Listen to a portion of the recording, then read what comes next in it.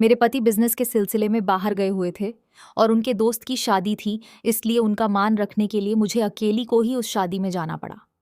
वहां मेरे पति के 3 दोस्त मिल गए। वे रात को मेरे साथ मेरे घर आए और पूरी रात मुझे। हेलो दोस्तों, मेरा नाम दिव्या है, मेरी शादी हो चुकी है और मेरे पति बिजनेस करते हैं। मैं व्यापार के सिलसिले में बाहर आते जाते रहते हैं। एक बार ऐसे ही उनको 2 दिन के लिए बाहर जाना पड़ा और इस दिन के लिए हमारे पास एक शादी का निमंत्रण आया हुआ था। हमें शादी में जाना था, लेकिन पति ने कह दिया कि मुझे बाहर जाना जरूरी है और मैं शादी में नहीं जा पाऊंगा। फिर उन्होंने कहा कि तुम ही शादी में चली जाना। वह सुबह जल्दी ही निकल गए थे और मुझे शाम को अकेली को ही शादी में जाना पड़ा। मैं तैयार होकर शाम को 8 बजे शादी में पहुंच गई।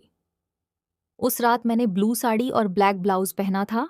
ब्लाउज बैकलेस था और सामने डी कट था, जिससे मेरी वेज कुछ ज्यादा ही दिख रही थी। मैं एक कोने में खड़ी हुई थी। फिर भी आते जाते लोग मुझे घूर रहे थे, लेकिन मुझे उन लोगों पर गुस्सा नहीं आया, बल्कि उन लोगों का मुझे ऐसे देखना बहुत अच्छा लग रहा था। और मैं इतनी तैयार होकर भी इसलिए गई थी ताकि लोग मेरी खूबसूरती को देख सके।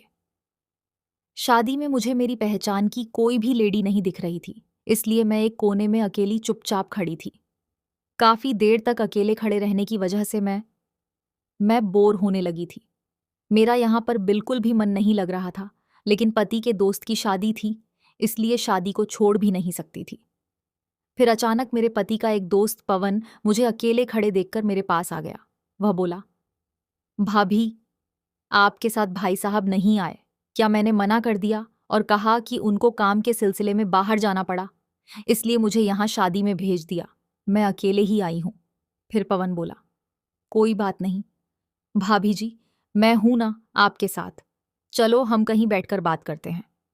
फिर हम कुर्सी पर जाकर बैठ गए और बातें करने लगे। पवन को देखकर उनके 2 अन्य दोस्त सुधीर और राजेश भी हमारे पास आ गए। उन दोनों के बारे में भी मैं जानती थी, क्योंकि वह पहले भी हमारे घर आ चुके थे। पवन तो कई बार हमारे घर आ चुका था, लेकिन सुधीर और राजेश 3-4 बार ही आए थे। उन लोगों के साथ मेरे पति कई बार हमारे घर में ही ड्रिंक कर चुके थे और एक बार तो मैं भी उनके साथ ड्रिंक कर चुकी थी। फिर हम चारों वहीं बैठकर बातें करने लगे, क्योंकि हमें फिर शादी की पार्टी से ज्यादा मतलब नहीं रहा और हम आपस में ही बातें करने लगे। बातों बातों में ही सुधी ने कहा, यार, यहाँ कुछ मजा तो आ नहीं रहा। इससे अच्छा है हम कहीं और चलकर अपनी ही पार्टी कर ले। तभी पवन बोला, कहीं तू भाभी के घर की बात तो नहीं कर रहा? इस पर राजेश बोला, हाँ सही समझा तूने, भाभी भी यहाँ पर बोर हो रही होंगी। उसने मेरी ओर देखते हुए पूछा। मैंने भी कह दिया, हाँ, मैं तो बहुत टाइम से अकेली खड़ी बोर हो रही थी। आप लोग आए तो थोड़ा मन लग रहा है। फिर सुधीर भी शब बोला, तो फिर हम घर पर जाकर ही एंजॉय करते हैं। उनके कहने पर मैंने घड़ी में टाइम देखा तो रात के 10 बज रहे थे। फिर सभी ने वहां से हमारे घर आने का प्लान किया और मैं उन लोगों के साथ गाड़ी में बैठकर आ गई। मैं आगे बैठी थी और पवन गाड़ी चला रहा था। उसकी नज़र बार बार मेरे ऊपर ही जा रही थी, जो कि मैं जानती थी, क्योंकि वह घर में भी मुझे ऐसे ही ताड़ा करता था। थोड़ी देर में ही हम लोग मेरे घर पहुंच गए। अंदर आकर वह लोग हॉल में बैठे और मैं सबके लिए बोतल निकाल आई। मेरे पति घर में हर वक्त बोतल उपलब्ध रखते थे। मैं किचन से गिलास और चखना भी ले आई। मैं उन तीनों के लिए 3 गिलास हीला। तो पवन बोला, भाभी आप नहीं पियो। ये मैंने मना कर दिया। तभी राजेश बोला, नहीं भाभी, आप अकेले बैठे रहोगे तो ऐसे अच्छा नहीं लगेगा। आपको भी पार्टी में हमारा साथ देना पड़ेगा।